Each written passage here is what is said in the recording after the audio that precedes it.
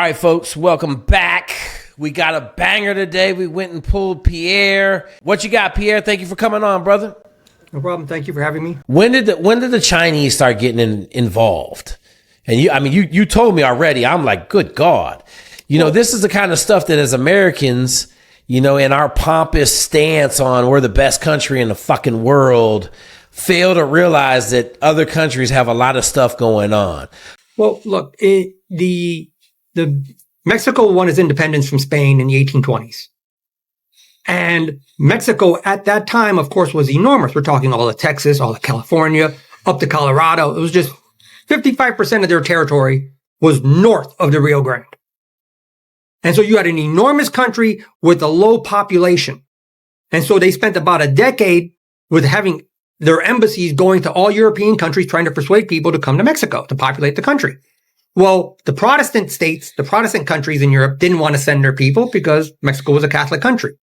The other Catholic countries in Europe didn't want to come because they were at war with Spain. Triads form what are essentially underground banking networks.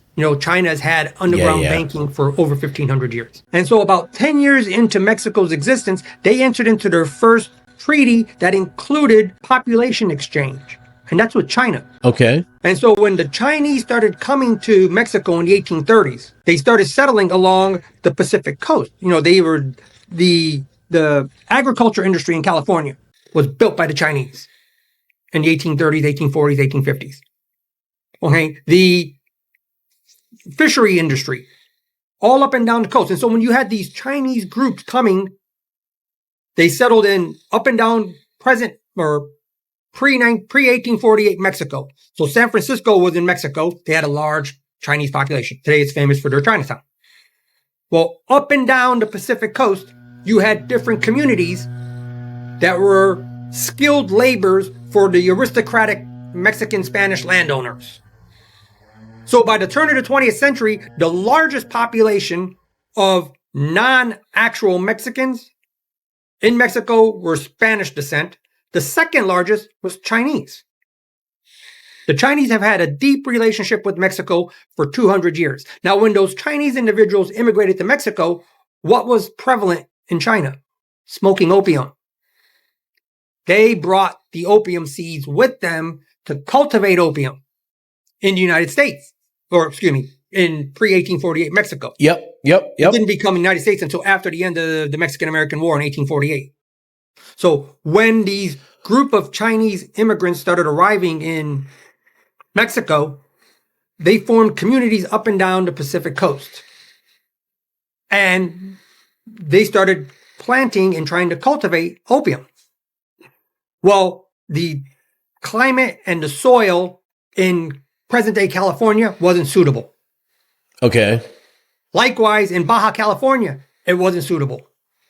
Well, you had Chinese immigrant communities stretching from present-day California down to present-day Acapulco. Well, along that entire stretch, the one group of Chinese nationals that immigrated to Mexico whose soil and climate was perfect for cultivating opium, growing poppies, was the group that settled in Sinaloa. Sinaloa is a Pacific state. Yep. It's been the cradle of the drug world in Mexico for 200 years. And keep in mind, it wasn't, this wasn't illegal. The very first narcos in Mexico were the Chinese. Okay. They cultivated the opium. And, of course, they just had recreational smoking. To them, it was like having a beer after work. It was that prevalent part of their culture. Well, in the 1850s, 1860s, morphine was derived from opium. That was revolutionary because that became the primary pain anesthetic for, millions of American soldiers from the Civil War. Well, if you're going to produce morphine in North America, you could either buy the base material from a European supplier, or there's a community down in Sinaloa that can produce it. So the cradle of the pharmaceutical industry in North America is also Sinaloa. Gotcha. Gotcha. And of as course, the Chinese are involved because the Chinese are well ahead of us in medicine. Well, at the conclusion of the American-Mexican War in 1848, the United States essentially took over half of Mexican territory. That's why they're very sensitive about American military action undertaken on their soil. And so those Chinese that were north of the Rio Grande now became American citizens. And the Chinese now had to start producing the opium and bringing it up into the United States. So the first smugglers were actually Chinese. And so this continued up until about the 20th century, when late 19th, early 20th century, heroin was derived from the same opium. So now, when these were produced, they were considered breakthrough medicines. We're not talking anything illegal at this point. Yeah. Yeah. And so in the United States, a significant amount of that particular compound was being brought to the U.S. for simply medicinal purposes. And so in 1909, here in the U.S., you had the first legislation that controlled a substance, and it was specifically with respect to opium. Because you have to understand, after 1848, Mexico lost California. In 1849, gold was discovered in California. It created an enormous gold rush. Mass migration from the East Coast came to California to go look for gold. Yep. Well, the people that came to California, they didn't come to work in the saloons. They didn't come to work in the tanneries or the fisheries. So you had cities being built. They had to import workers. Here come the Chinese. And then in order to be able to build the Transcontinental Railroad, because the railroad went from the East Coast to Chicago, they had to build the Transcontinental Railroad. Who'd they import? More Chinese. Chinese. We'll give you citizenship if you work for 7 years. Yes. So now, at the conclusion of the gold rush, when that fever broke, let's say 20 years into it, the guys that came, the overwhelming majority of people, of course, didn't find gold. So now they returned to San Francisco, which is a major city in California at the time, and the Chinese have everything on lock. They own all the stores. They own all the bars. They own all the restaurants. And so the Americans that tended to view themselves as a little more privileged were able to exercise political power to preclude any more Chinese from coming into the country. That's what the Chinese Exclusion Act of 1870. Well, that prompted, you have all these guys that came to the U.S. to build the Transcontinental Railroad. Their families are still back in China. So they send the money to have them brought over, but they can't come into the U.S. So now they go to Mexico. Gotcha. So you had an enormous population increase in Mexico after the Chinese Exclusion Act in the 1870s. And so then there was so much opium being produced and being brought now into the United States that the first controlled substance was the opium targeting the Chinese. Then in 1914, you had the Harrison Narcotics Act, which for the first time restricted, the prescription of heroin. And in order to enforce that compliance, they had the predecessor to the DEA. Well, this was all essentially targeting the Chinese operations. In 1914, you had war breakout. Well, in Europe, the largest producer of morphine or opium-derived anesthetics was Germany. Well, the Germans weren't supplying the British or the French. They're not supplying their enemies with morphine. Yep. So now the American government needed to develop an independent connection for morphine. Well, guess who Uncle Sam goes to talk to? Mexico. They go talk to the Chinese in Sinaloa. Yeah. The Chinese build up the production of morphine to satisfy American demand. Is there still a huge population of Chinese in Sinaloa? Well, you're about to, at the end of World War I, the Chinese had accumulated so much wealth. They essentially built, like the city of Mazatlan is a port city, built to accommodate opium. The labs in Monchin, the labs in Culiacan, that state has essentially been built on the back of opium. Okay, and by the time the 1920s rolled around, there was a lot of animosity in Mexico, much like 50 years earlier with the Americans that were pissed off that the Chinese had accumulated so much wealth. You had the same situation in Mexico. And so what they ended up doing was literally just raping the Chinese population. They started just exporting individuals. Guys that were born in Mexico, never been to China, mass expulsions. And so legitimate Mexican businesses took over the pharmaceutical industry. They essentially stole it from the Chinese. Gotcha. The gangsters stole the heroin market so they can send it up to Los Angeles, because the LA was now sourcing it from Mexico to send it. This is, the Bugsy Siegel era of organized crime. Okay. And so by 1920s, it changed over to complete control to Mexicans controlled the production for the illegal compound and the production for the legal compound. Well, things changed again with the breakout of World War II. Because once again, it became necessary to source. And this is where the production went far beyond industrial.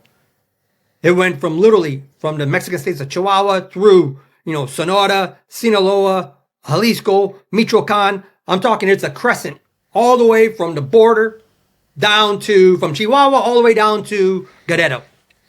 Massive production. And this of course continued throughout World War II and then throughout the Korean War.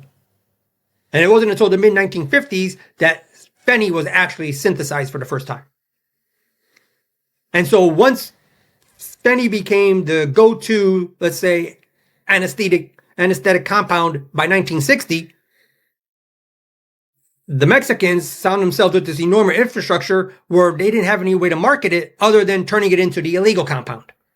Gotcha. That's when they started flooding the heroin into the U.S. Gotcha. And of course, you had, the developments, they also got involved with the marijuana in the 1960s because you had the explosion of the whole hippie thing here in the United States with massive consumption increasing. And by the 1970s, they got involved with moving the coke for the Colombians.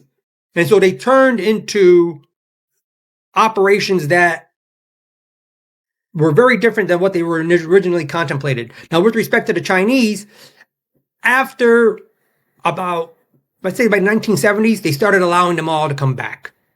So yes, there's an enormous Chinese population in Mexico. However, the Chinese no longer control the production of the opium. That was essentially stolen by the Mexicans. But what the Chinese have today is they're able to source the chemicals necessary to produce, whether it's the methamphetamine, whether it's to produce the Phenny, any of the synthetics. Gotcha. Mm-hmm. And then they're playing a role in the laundering of money going back to China?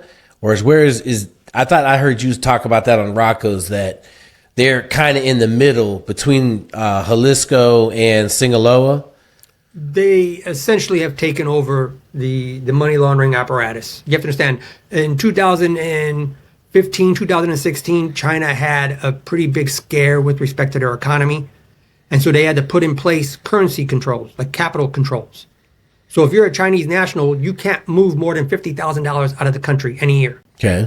So if you want to buy, there's a lot of wealthy individuals in China, they want to buy a condo in Seattle or a house in LA, they need to move more than 50,000. And so what you have particularly out of Los Angeles, because we have 4 triads operating in LA, and the triads form what are essentially underground banking networks.